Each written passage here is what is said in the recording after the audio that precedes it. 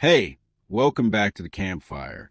Before we begin, let me know where you listening from and what time is it there. I want to see who's still with me through these stories. Now get cozy. It's time for another chilling tale. Good evening, or should I say good luck? Before the story begins, tell me, where are you listening from and what time is it there? I want to know who is still listening to these stories straight from the cemetery. Comment below if you dare. Now take a deep breath and get ready for another night with the Gravediggers. I was never meant to be a gravedigger. It wasn't exactly on my list of childhood aspirations. But after the factory closed and jobs became scarce in our little village, Ravenhill Cemetery suddenly seemed like a reasonable option. Temporary, I told myself, just until something better comes along. That was 15 years ago. Are you comfortable where you're sitting? Is the rain still pattering against your window? Good. Then settle in. Because some stories are best told in darkness, with only the sound of rainfall to accompany them. Ravenhill is one of those old country cemeteries, the kind that predates proper record keeping. Some of the headstones have dates from the early 1700s, though many are now so weathered that the inscriptions are illegible. It sprawls across nearly 20 acres of rolling countryside, bordered by ancient woodland on 3 sides and the village on the 4th. My official title is Cemetery Keeper, though the locals simply call me the Gravedigger. I'm responsible for everything from maintaining the grounds to preparing graves for new arrivals and assisting with funerals. It's solitary work, for the most part, which suits me well enough. I've never been one for excessive social interaction. Over the years, I've come to know every inch of Ravenhill. The soft depression in the north corner, where an unmarked mass grave in the cholera epidemic of 1832 lies. The unusually ornate mausoleums of the Blackwood family, local gentry who died out in the 1920s. The small section reserved for children, with its tiny headstones and weathered stone lambs. Each grave has its own story, its own energy. Yes, I know how that sounds. But spend enough time among the dead, and you'll feel it too. I've always prided myself on treating the cemetery and its occupants with respect. Perhaps that's why what happened last month seems like such a profound betrayal. It began with a letter from the county council, delivered on a Tuesday morning as I was clearing fallen branches after a particularly violent storm. The council had decided to expand the village bypass, and unfortunately, the proposed route would cut directly through the eastern edge of Ravenhill Cemetery. The letter explained that approximately 3 acres, containing some of the oldest graves, would need to be reclaimed. The remains would be exhumed and relocated to a new section of the cemetery, which I would be responsible for preparing. Work was scheduled to begin in 3 weeks. I was horrified, of course. The idea of disturbing these centuries-old resting places for something as mundane as a road expansion seemed sacrilegious, but my protest to the council fell on deaf ears. Progress, they said, could not be halted for sentiment. The decision was final, and so, with a heavy heart, I began preparing the new ground. It was physically demanding work, clearing the land, measuring out plots, ensuring proper drainage. But it was the impending exhumations that truly weighed on me. In 15 years, I'd only ever dug new graves or occasionally repaired sunken ones. The thought of deliberately opening occupied graves, of lifting out remains that had lain undisturbed for centuries, filled me with a deep, inexplicable dread. The night before the exhumation crew was due to arrive, I stayed late at the cemetery. I told myself I was double-checking the preparations, but in truth, I felt compelled to spend one last evening with the soon-to-be-disturbed section, to apologize, as foolish as that might sound. It was a miserable night, cold for September, with the fine, persistent rain that seemed to seep into my very bones.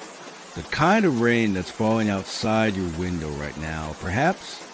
I walked slowly among the ancient graves, my torch beam picking out lichen-covered stones and rusted iron railings.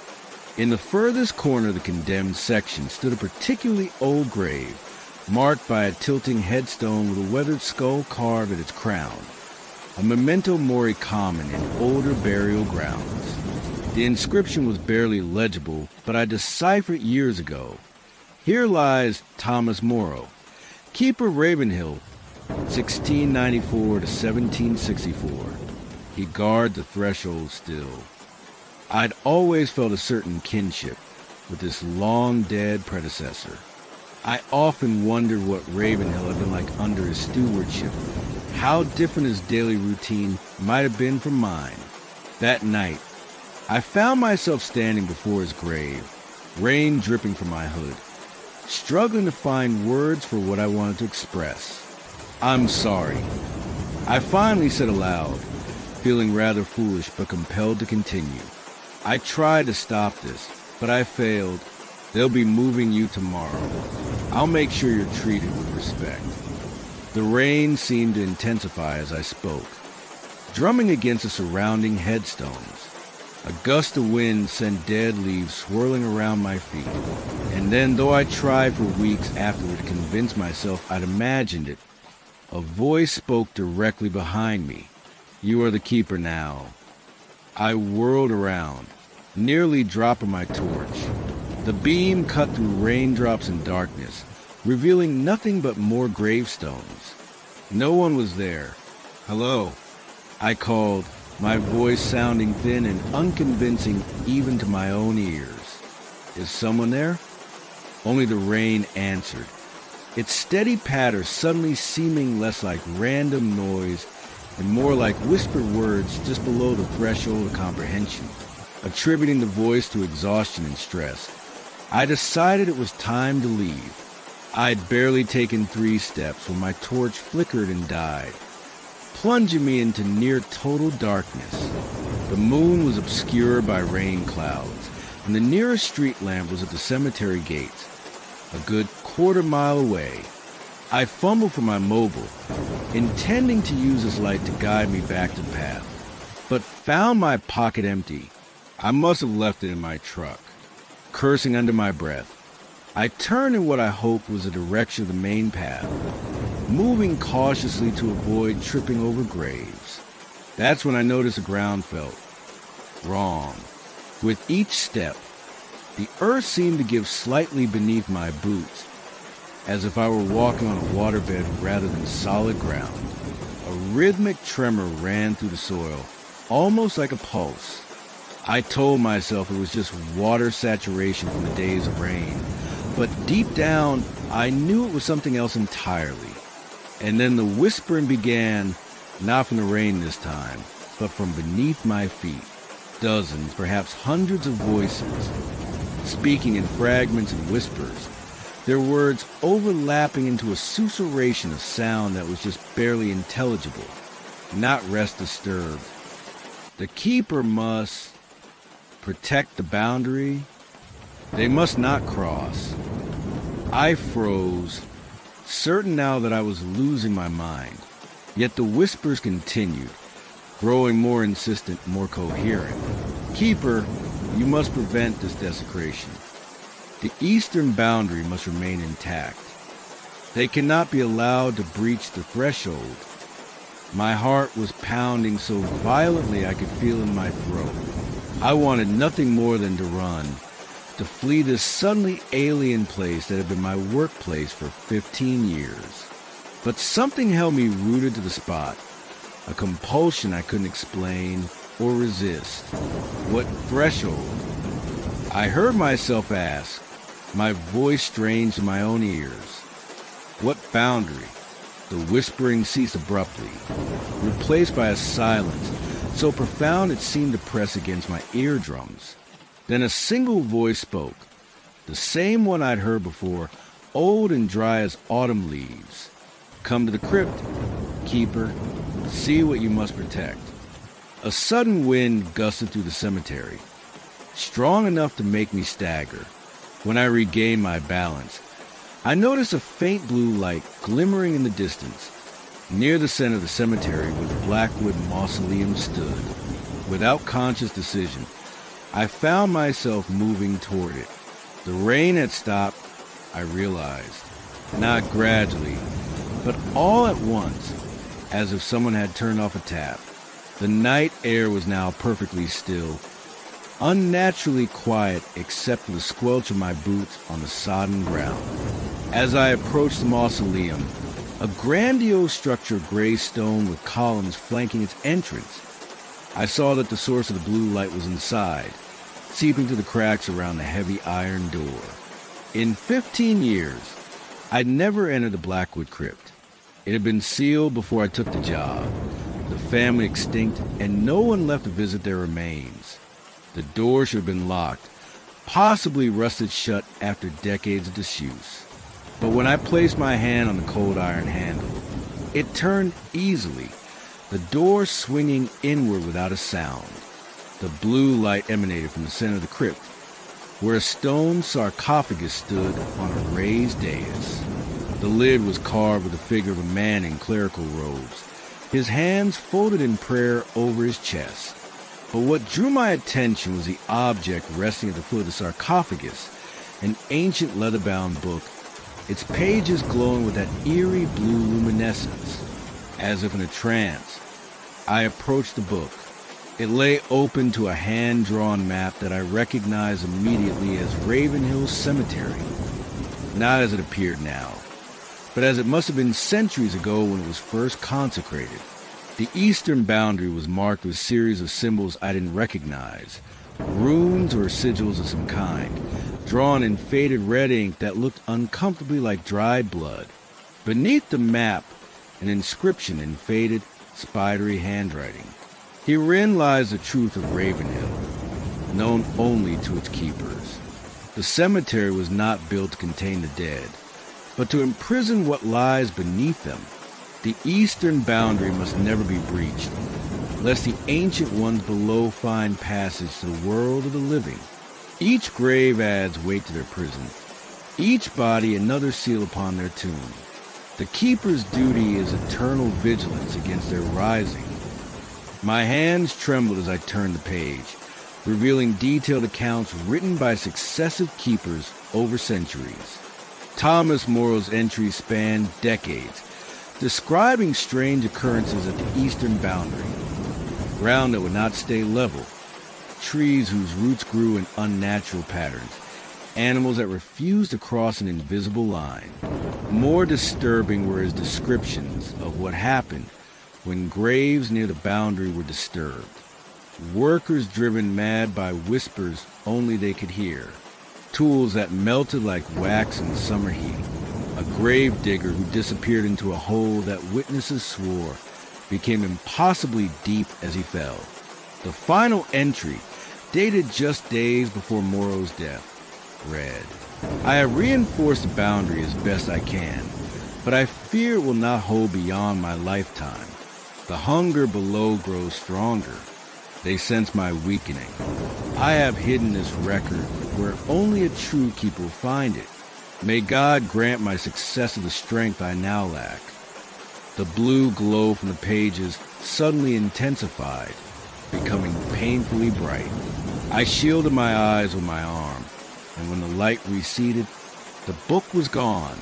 In its place lay a simple iron key, ancient and heavy.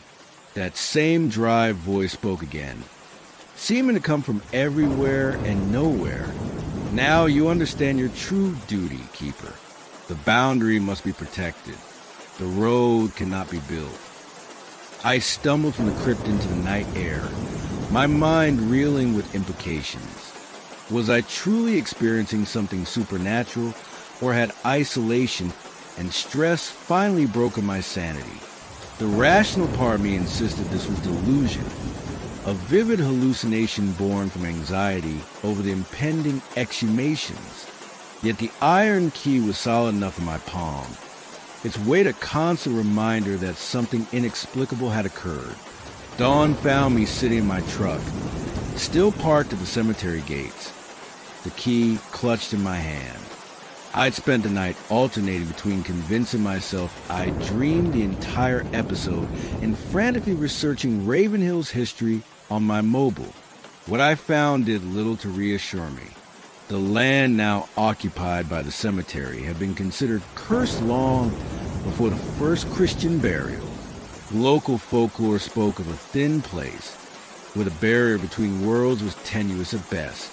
Early parish records mentioned containment rather than consecration, and referred to guardians rather than gravediggers. The exhumation crew arrived at precisely 8 a.m., 5 men in fluorescent vests driving a small excavator and a van full of equipment. Their foreman, a ruddy-faced man named Barrett, greeted me with forced cheerfulness. "Morning, mate. Nasty business, this, but we'll be as respectful as possible.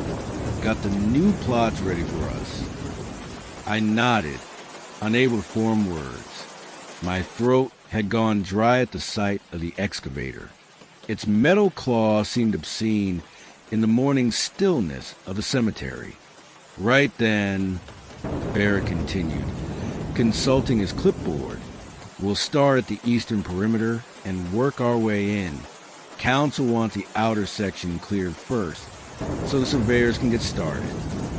The exact section where Thomas Morrow was buried, where the boundary was supposedly weakest.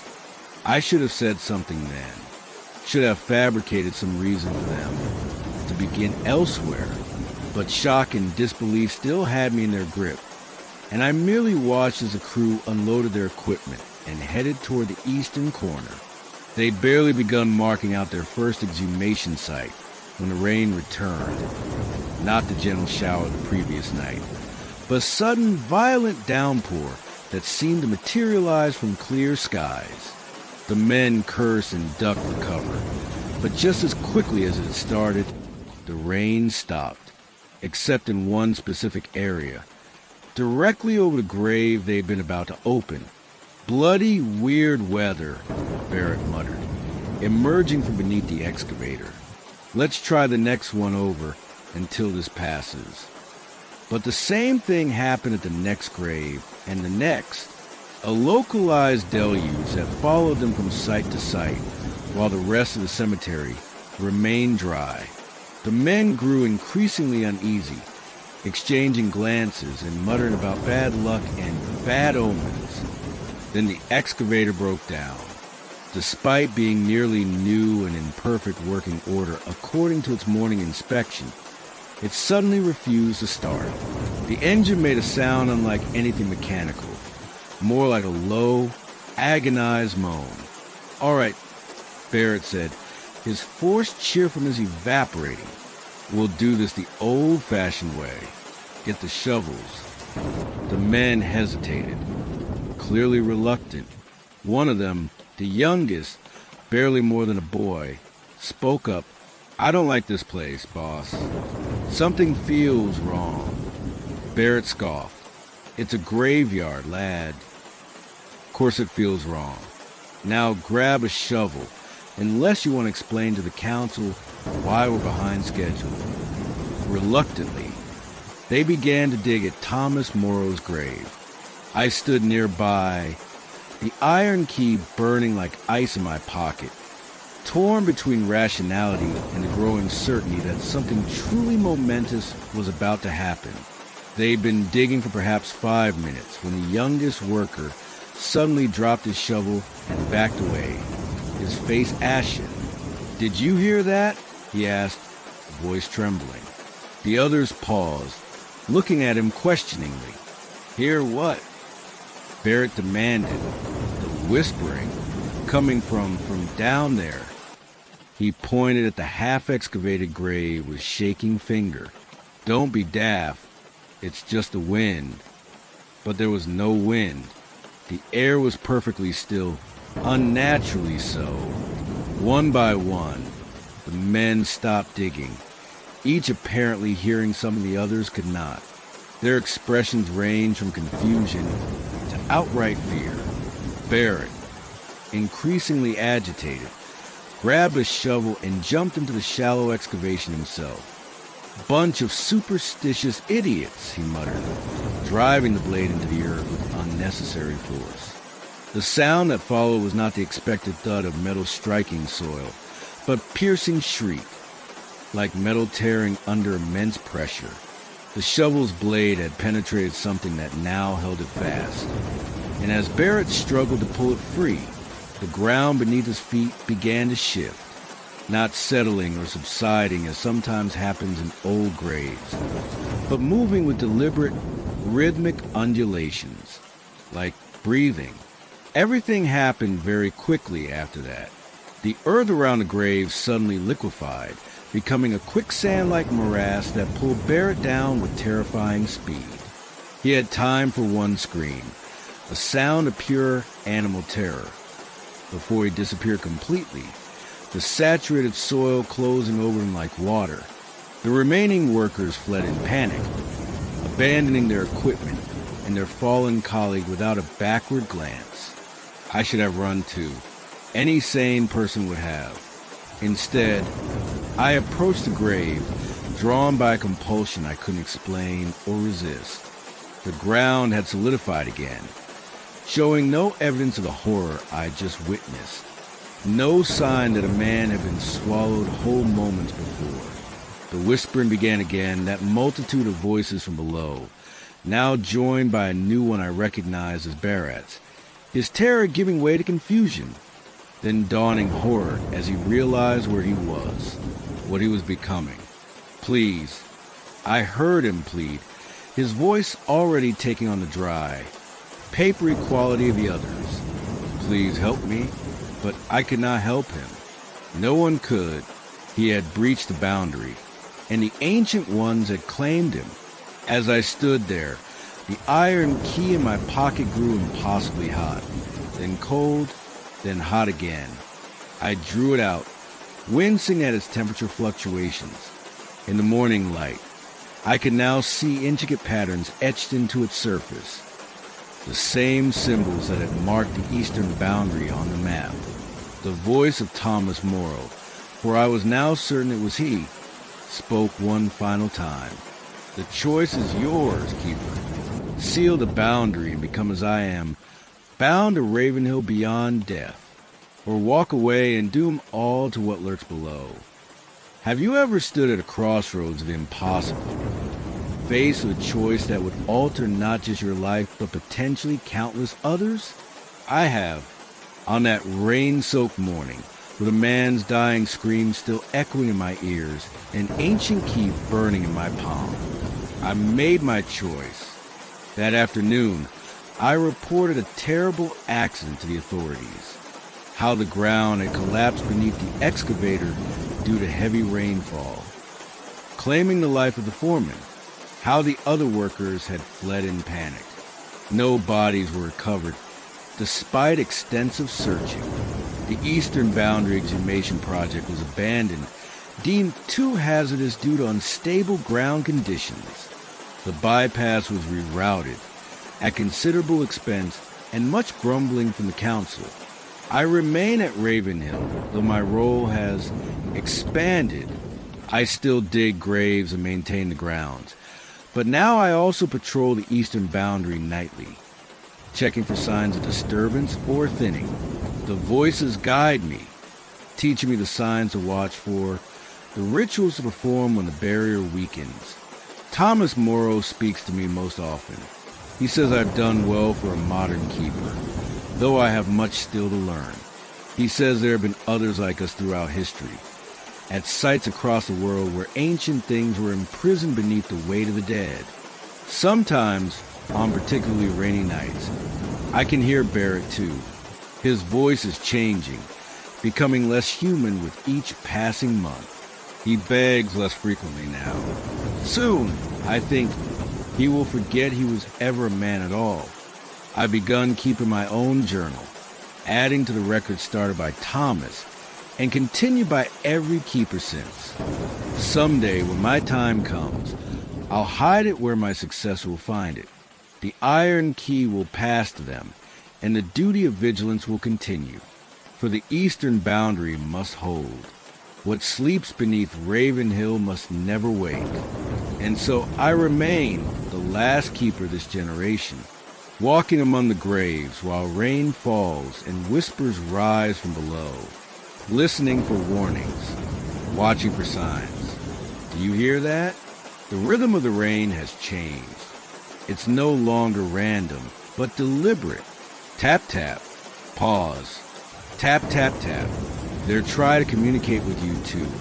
Now that you've heard my story, they're curious about the living, hungry for connection. Be careful when you walk past graveyards in the rain. Listen closely to what the water is saying as it drums against stone and earth. And if you hear whispers rising from below, walk quickly away. Don't answer.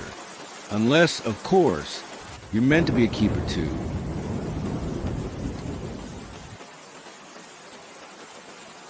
Do you believe that the earth remembers? That the ground beneath our feet somehow absorbs the events that unfold upon it? I never did. Not until I became a gravedigger at Thornhill Cemetery. The rain's coming down rather heavily now, isn't it? It was raining like this the night it all began. Listen to it drumming against your roof, against your windows. If you listen carefully enough, you might hear what I heard. Patterns in the rainfall, almost like voices whispering just below the threshold of understanding. But I'm getting ahead of myself. Let me start properly from the beginning. My name is Malcolm Harper. Until 6 months ago, I was a head gravedigger at Thornhill, a position I'd held for nearly 20 years. It's a small, centuries-old cemetery on the outskirts of a village in Wiltshire that most people have never heard of. The kind of place where generations of the same families are buried side by side, their histories intertwined in death as they were in life. I came to the job by chance. I'd been working construction when the recession hit, and the cemetery needed someone with experience in excavation. It was meant to be temporary, just until the economy improved, but there's a peculiar tranquility to cemetery work that suited me. The quiet, the routine, the sense of performing a necessary service that few are willing to undertake. Over time, I developed a certain sensitivity to the place, an awareness of its moods and rhythms. Thornhill had its own personality. You might say, on bright summer mornings, the dew-soaked grass and bird songs created an atmosphere of peaceful reflection. During autumn, when fallen leaves carpeted the grounds in russet and gold, there was a melancholy beauty to the place. Even in winter, when frost rimed the headstones and the bare trees stood like sentinels over the dead, I found a stark comfort in its stillness. But it was during rainstorms that Thornhill truly came alive in a way I could never quite explain to others. The raindrops striking ancient stones, seeping into the earth, seemed to awaken something in the ground itself, a resonance, an energy.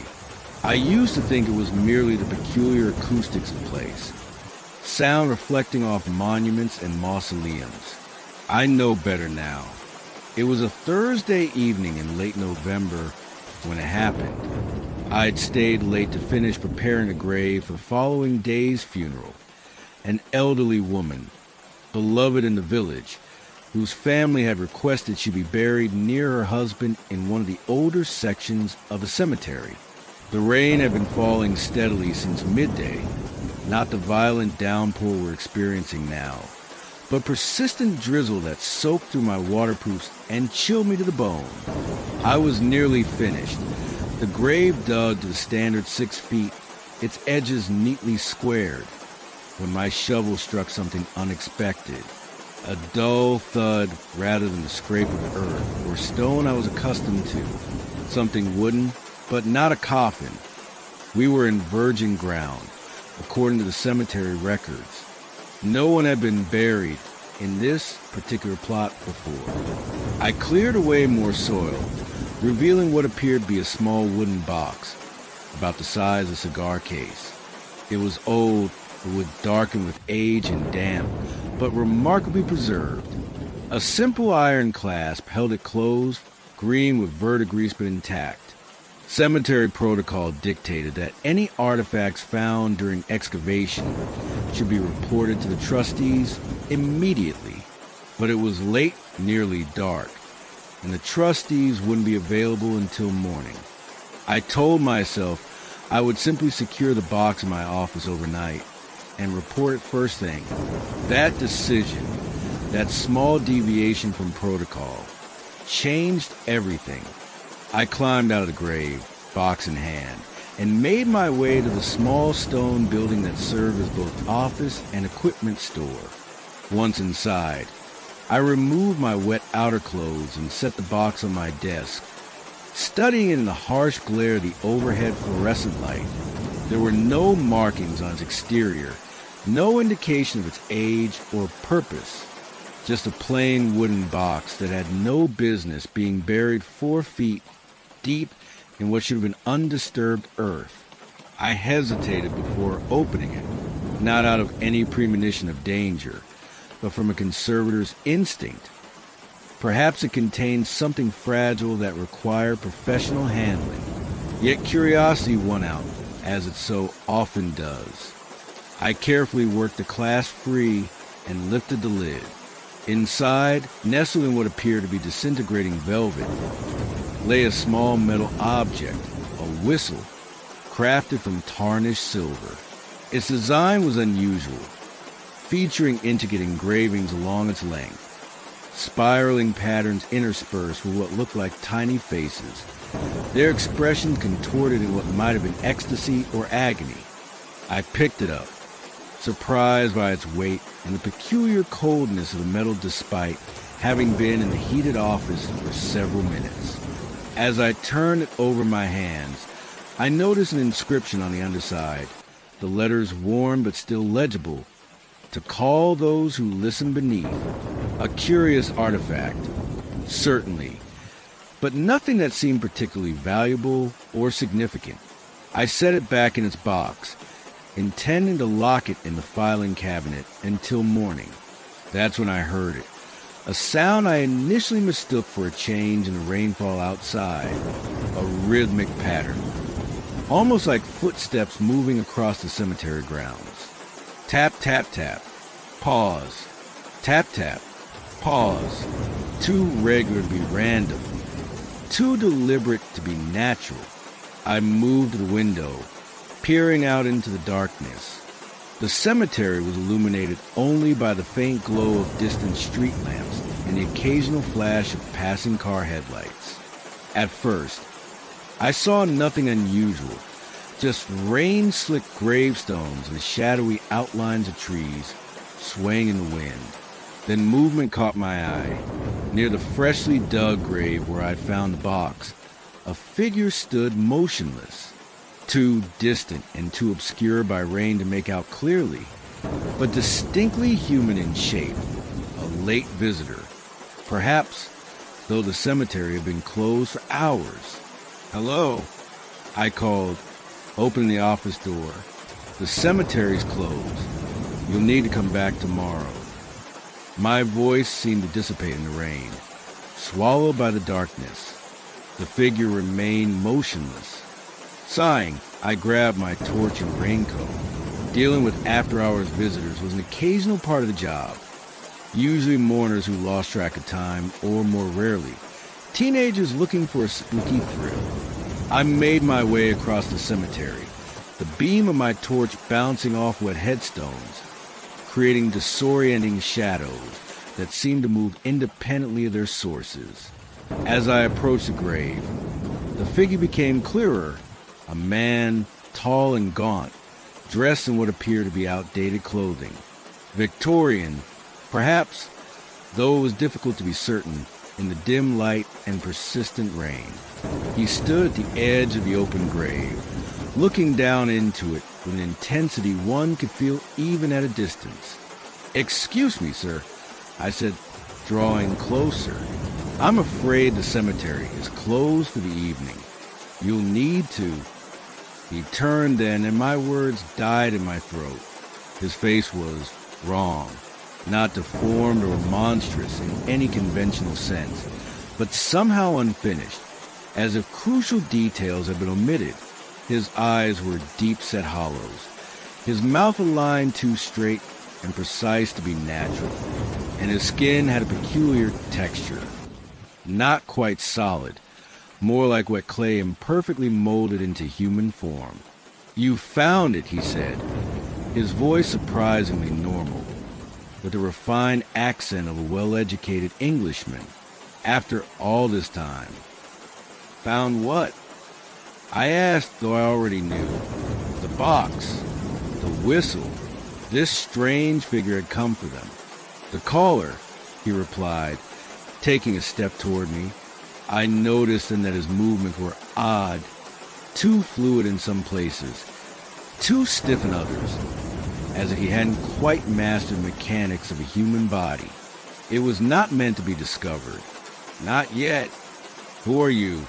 I managed to ask, fighting the urge to turn and run. In 20 years as a gravedigger, I'd encountered my share of odd individuals, but never anyone who inspired such immediate, visceral dread. "I am the listener," he said, as if this explained everything. "One of many. We wait beneath in the spaces between, until we are called." Another step closer. The rain seemed to pass through him in places, as if parts of his form were less substantial than others. "What do you want?" My voice had dropped to a whisper, barely audible above the rainfall. "The caller. You must return it. Bury it deeper, where no one will find it again." "The whistle?" His expression shifted then, the too straight line of his mouth curving into what might have been a smile on a proper human face. On his, it was deeply unsettling. "Not a whistle," he corrected. "A caller. It summons us from below. All of us. You do not want that gravedigger." "No one does." "Why was it buried here?" I asked, desperately trying to make sense of the situation, to keep it from those who would use it without understanding. The cemetery was built around it, above us, the dead to keep watch over the caller, the living to tend the dead. His head tilted at an impossible angle. "You are the tender, the caretaker. It is your responsibility now." I became aware then of movement throughout the cemetery, subtle shifts in the shadows between graves, forms half glimpsed through curtains of rain. More of them, watchers, listeners, whatever they were. "What happens if the whistle is blown?" I asked, though part of me didn't want to know the answer. "Those who sleep will wake. Those who wait will rise. The boundary between above and below will dissolve." That unnatural smile widened. "It has happened before. Long ago. The village that stood here once. Before Thornhill. Before the cemetery. All of them heard the calling. All of them answered. A chill that had nothing to do with the rain ran through me. Local legend spoke of an earlier settlement on this site, a village that had supposedly disappeared overnight in the 17th century. No historical record explained what had happened to its inhabitants. And the result? I pressed, though I feared I already knew. They joined us, below, in the spaces between, neither living nor dead, waiting, listening, for the caller to summon us again. He extended a hand, too long, the fingers jointed in places human fingers shouldn't bend. "Give it to me. I will return it to the deep, where it belongs." Every instinct warned against trusting this entity, this listener, with his incomplete face and impossible movements. Yet what alternative did I have? I couldn't simply keep the whistle. Not after what I'd learned. "It's in my office," I said at last. "I'll get it for you." "No." The word was sharp, final. "You must not remove it from the cemetery grounds." The boundaries hold us only so long as the caller remains within them. Bring it here, to this open grave. I will take it below. I hesitated, then nodded. Wait here. As I turned back toward the office, I felt rather than saw the others, dozens of them now, positioned throughout the cemetery, their unfinished forms barely distinguishable from the shadows between headstones. All watching, all waiting. In the office, I retrieved the box with its unsettling contents. The whistle, the caller, seemed heavier now, almost pulsing in its velvet nest. The inscription to call those who listen beneath took on a new, horrifying significance. A mad thought occurred to me. What would happen if I blew it? Would the boundary between worlds truly dissolve? Would the listeners emerge fully into our reality? The temptation to know, to see, was almost overwhelming. A bizarre, self-destructive curiosity that felt partially my own and partially imposed, as if the caller itself wanted to be used, wanted to summon whatever waited in the spaces between. I resisted, closing the box firmly and making my way back to the open grave. The rain had intensified, sheets of water obscuring visibility beyond a few feet. Yet I could still make out the listener, standing exactly where I'd left him, that uncanny patience radiating from his incomplete form. "You've brought it," he observed as I approached. "Good. Give it to me." I held out the box, but as the listener reached for it, a sudden doubt seized me. "How do I know you'll bury it?" I asked.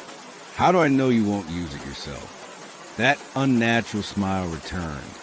"We do not desire to be called gravedigger. We do not wish to rise. Our existence is sufficient.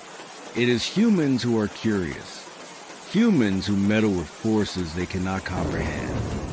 His head tilted again, that impossible angle that no human neck could achieve. "But if you doubt, then you must bury it yourself, deeper than before, where no tender of graves will find it again." He gestured to the open grave. "There, beneath where the new arrival will rest. Dig deeper. Place it. Cover it with soil and secrets." The logic was sound, yet something still felt wrong.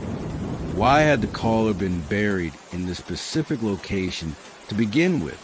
Why not deeper or somewhere less likely to be disturbed? As if sensing my thoughts, the listener spoke again. "The boundary is thinnest here, where the old village church once stood. Holy ground," they thought. "Protection against what waits below." A sound emerged from him, not quite a laugh, more like the rustling of dry leaves. They were wrong. Sanctity does not bar us. Only the caller has that power, the possibility of summoning balance against the protection of silence. So it's both a threat and a safeguard, I said slowly, understanding dawning. Its presence keeps you at bay, but only as long as it remains in use. Precisely. The listener nodded, the movement too smooth, like a puppet manipulated by expert hands. A perfect equilibrium, until you disturbed it. And now you must restore the balance. Bury it again. Perform your duty as caretaker. I looked down at the box in my hands, then at the open grave, dark and rain-filled below me.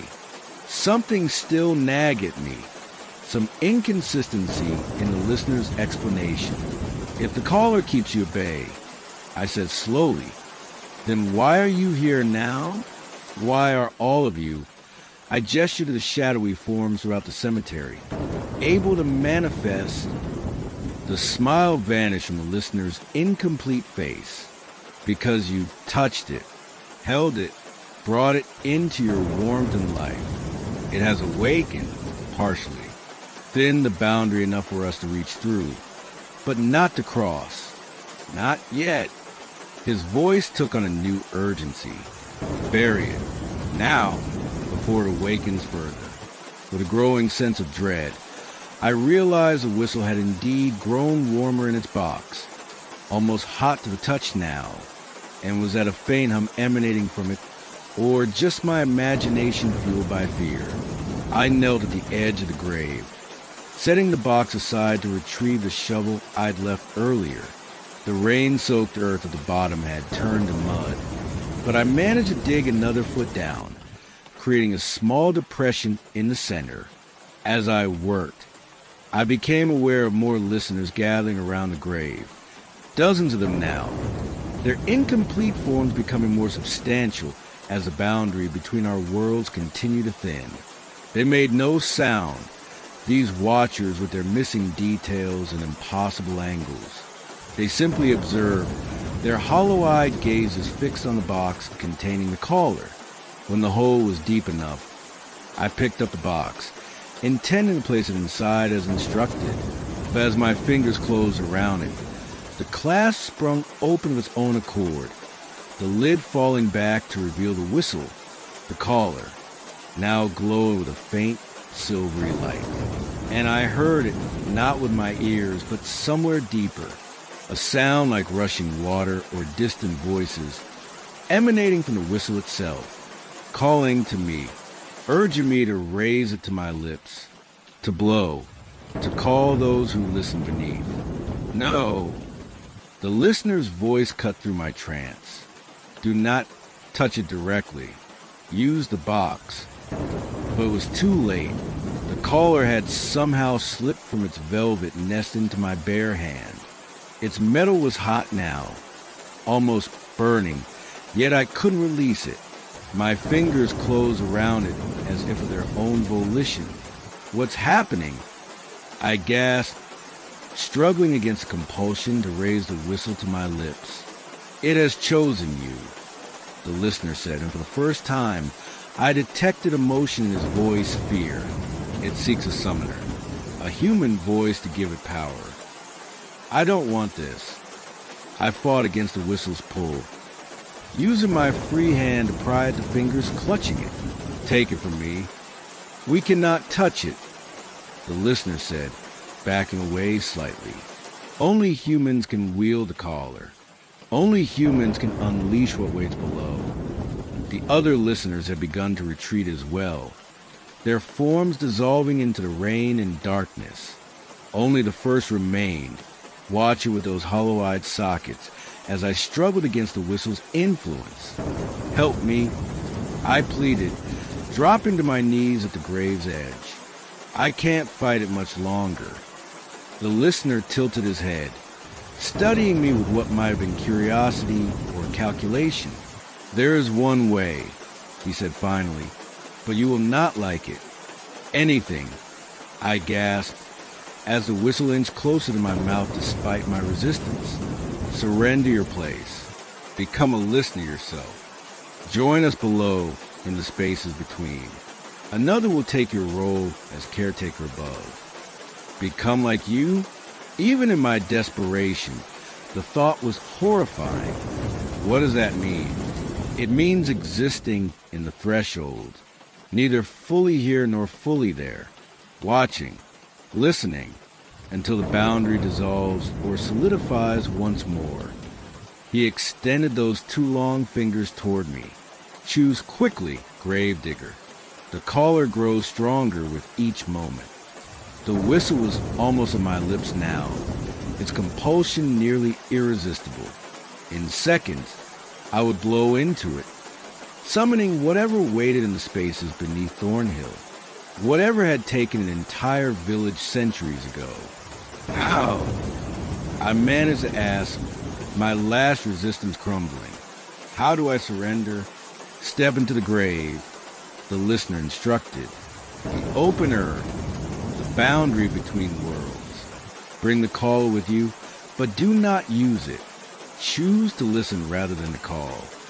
With the last of my will, I pitched forward, falling into the muddy grave I dug hours earlier. As I sank into rain-soaked earth, still clutching the whistle, I felt the boundary between worlds. A membrane thin as tissue paper yet stretching infinitely in all directions. And I made my choice, not to call but to listen. The transformation wasn't painful, not physically. It was more a shifting of perspective, a realignment of my very being. I felt myself thinning, spreading, becoming less solid yet more connected to the earth around me. My senses changed, dulled in some ways, enhanced in others. I could feel every vibration in the soil, every ripple of rainwater seeping through layers of ground. And I could hear, oh, how I could hear, the whispers and movements of what waited deeper below, the things a caller would summon if ever used. The listener, my predecessor, I now understood, reached down into the grave, his incomplete form now perfectly comprehensible to my altered perception. He took the whistle from my unresisting fingers, his compulsion no longer affecting me in my new state. Rest, he said, his voice now clear as a bell though his lips didn't move. Learn your new existence.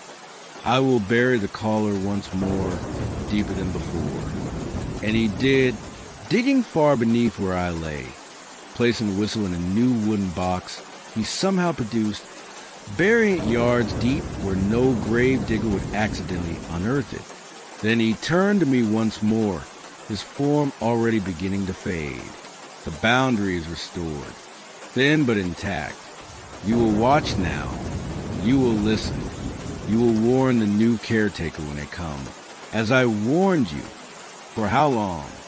I asked, though not with human voice. Until another choice is made. Another exchange. It is the way of things. With that he was gone, released from his duty after who knows how many years of watching and waiting. And I remained, neither fully in the world nor fully out of it. A listener now, bound to Thornhill, to the space beneath the cemetery where the caller lay buried once more. The rain continued through night, though I experienced it differently now.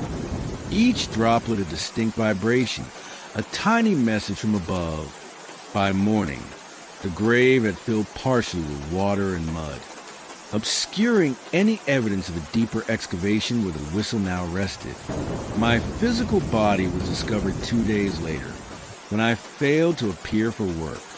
The official determination was accidental death.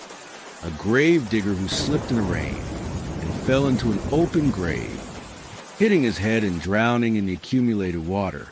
A tragic but not entirely surprising end for a man in my profession.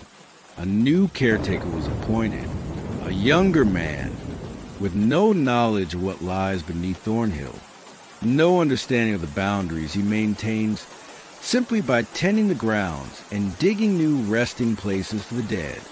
I watch him now from the spaces between. I listen to his footsteps above, to the scrape of his shovel against earth, and I wait for the inevitable day when he or another after him unearths what should remain buried, when the caller is found again.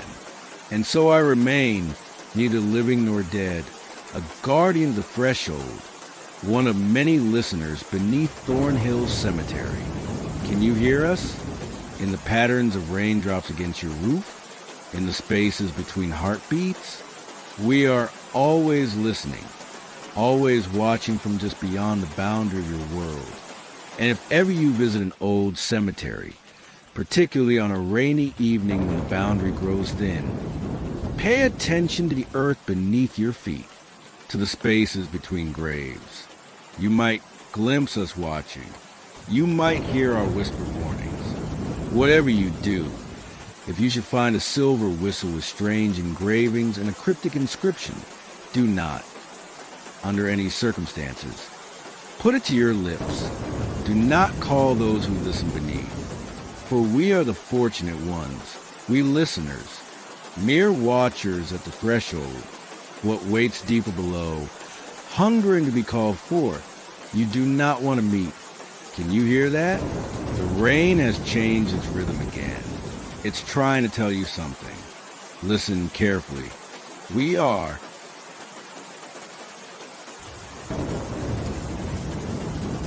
If you're still here, listening to every word of this dark story, prove something to me. Write in the comments. I'm still listening. That way I'll know who really follows through until the end, or as long as they can stand it. Let's see who the brave ones are here. I've never told anyone what happened to me that night. Not properly, at least. I suppose I've been afraid that speaking it aloud would somehow make it more real, as if acknowledging it might summon it back. But I can't keep inside any longer. Perhaps you'll think I'm mad. Perhaps I am. But I need you to listen. Have you ever found yourself completely alone in a cemetery after dark? Not just passing by the gates, mind you, but properly inside, surrounded by headstones and monuments that cast peculiar shadows even on the clearest night? I wouldn't recommend it. I worked as a cemetery caretaker in a small village just outside Leicester. Not the sort of job most people aspire to, I know, but it suited me. I've always preferred solitude, and the dead make for peaceful companions. Usually. The pay wasn't brilliant, but the groundskeeper's cottage came with a position, and there was something rather comforting about the routine of it all. My duties were straightforward enough. Maintaining the grounds, preparing graves, assisting during funerals, and locking up at dusk.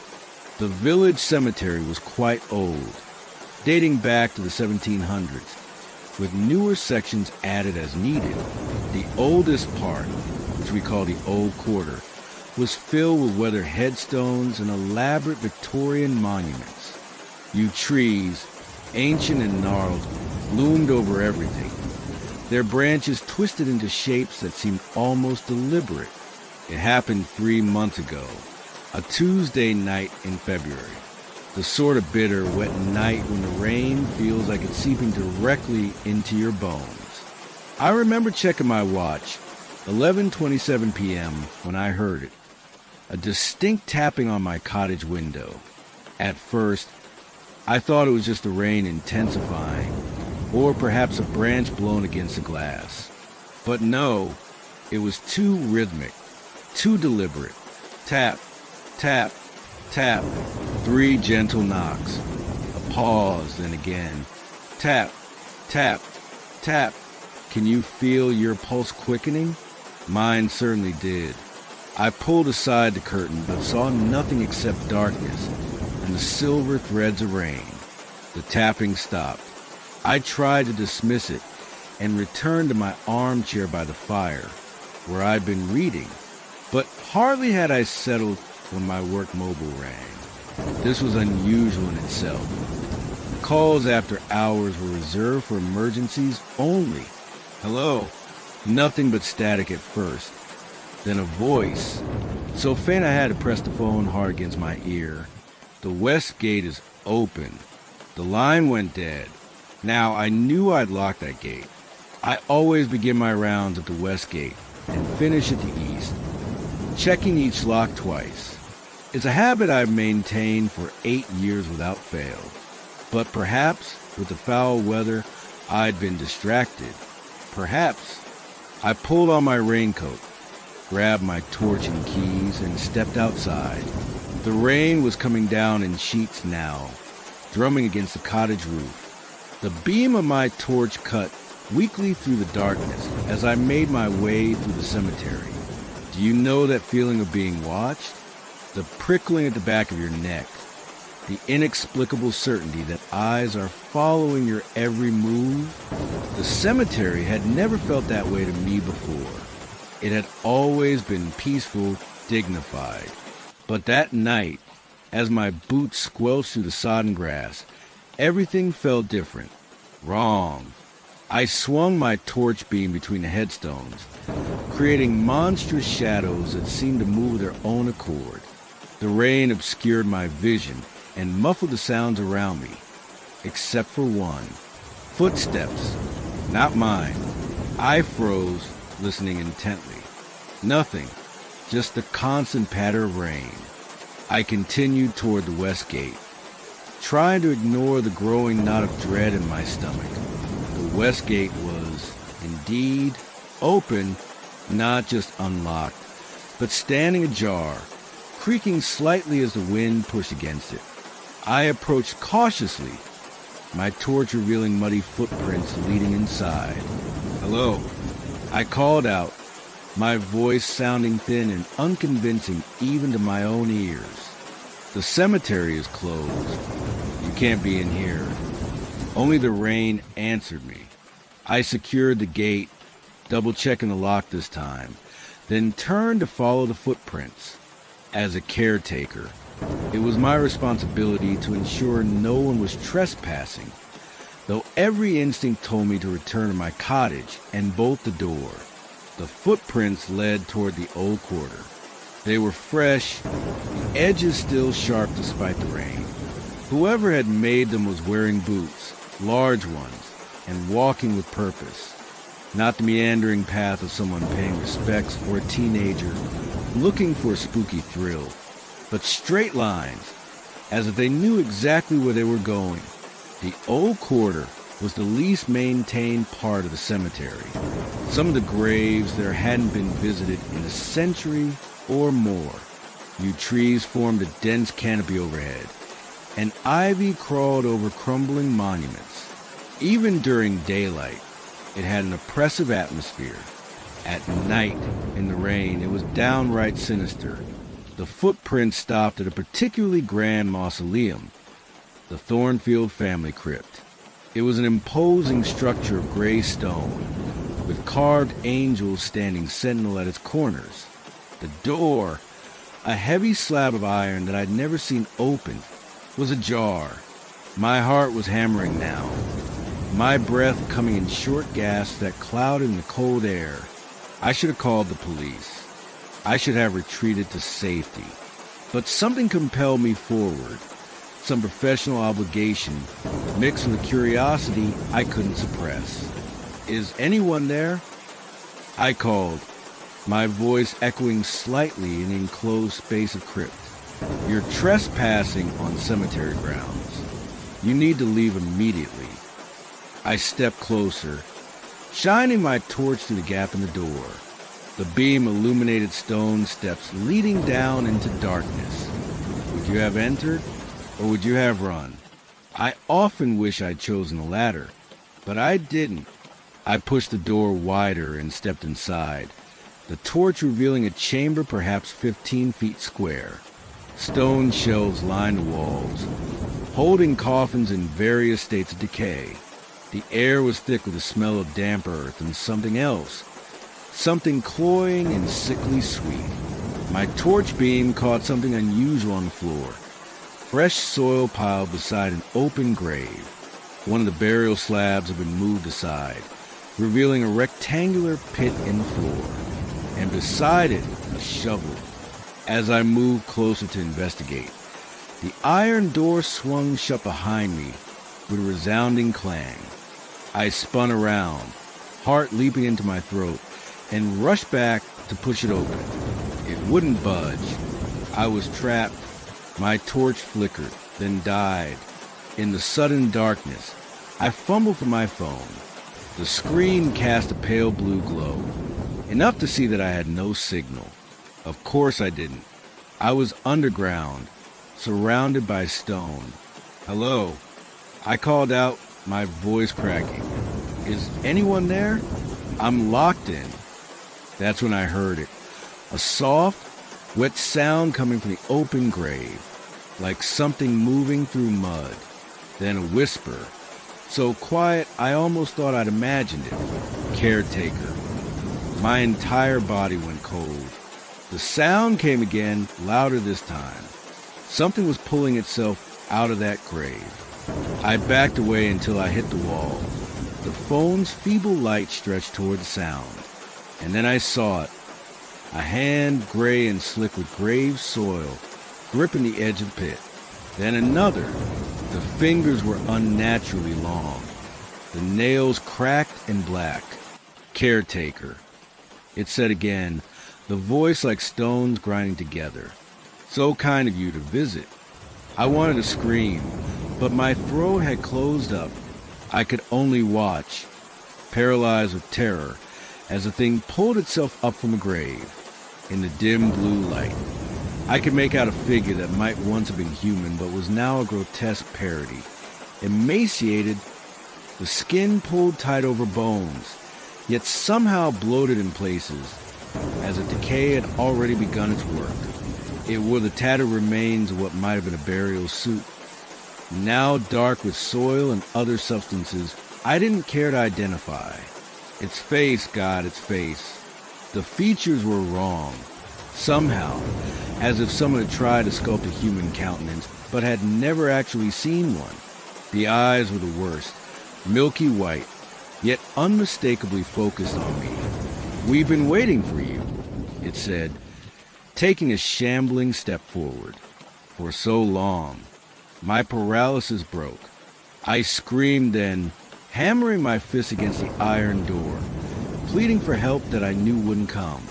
The thing continued its slow approach, and as it drew nearer, I noticed a smell, like meat left too long in the sun, mixed with the earthy scent of a freshly dug grave. "No one can hear you," it said almost gently, "not above the rain. Are you still with me? Can you feel your own heart racing? Can you imagine the absolute terror coursing through me as that thing approached? It reached out one of those terrible hands toward me. I ducked beneath it, scrambling across the chamber, looking desperately for any escape. The thing turned with agonizing slowness, but its eyes never left me. "We need a new caretaker," it said, below.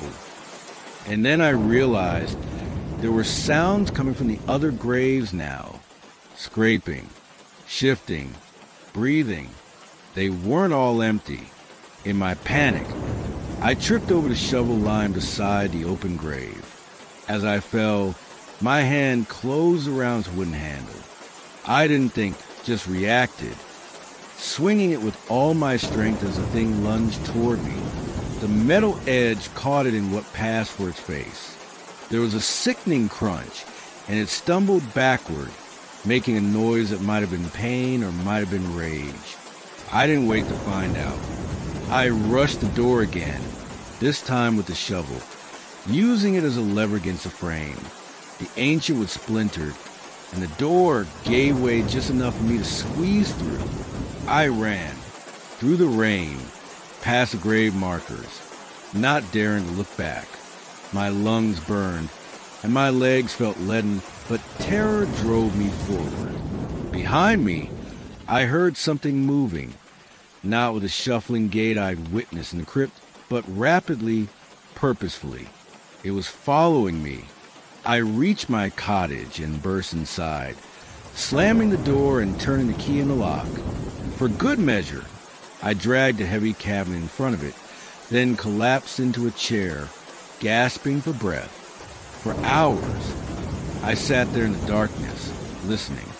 Occasionally, there would be a sound from outside, a scrape against the wall, a soft thud on the roof. Once, I swear I heard breathing just outside my window, but nothing tried to break in. When dawn finally came, I was still sitting there, rigid with fear. The rain had stopped. In the gray morning light, I cautiously approached the window and peered out. The cemetery looked exactly as it always did. Peaceful, still, ordinary. I almost convinced myself that the entire night had been some vivid nightmare, some stress-induced hallucination. Almost. I called in sick that day and the next. On the third day, I returned to my duties, but I couldn't bring myself to enter the old quarter. A week later, I found an excuse to ask the vicar about the Thornfield mausoleum. "Ah, yes," he said, thumbing through a dusty parish record. "Prominent family in these parts during the 19th century. The last of them died in 1897. Quite a tragic tale, actually. The final Thornfield was the cemetery caretaker, like yourself, found dead in the family crypt, apparent suicide. They buried him there, despite the controversy. I left the village the following day, gave no notice, abandoned most of my possessions. I couldn't stay there another night. Here's what troubles me most, what keeps me awake even now. In the 3 months since I fled, 3 people have died in that village. All accidents, apparently. A heart attack, a car crash, a fall downstairs. And last week, I received a text message from my old work phone, which I left behind in the cottage. It reads simply, "We still need a caretaker. We're coming to find you." So now I wander, never stay in one place too long. I sleep with the lights on. I avoid cemeteries, obviously. Do you think I'm mad? Perhaps. But tell me this. Where you're sitting right now, is there a window nearby? Have you checked it recently? Because sometimes when the rain is falling and the night is dark, I swear I can hear it again. Tap, tap, tap. Are you sure you're alone?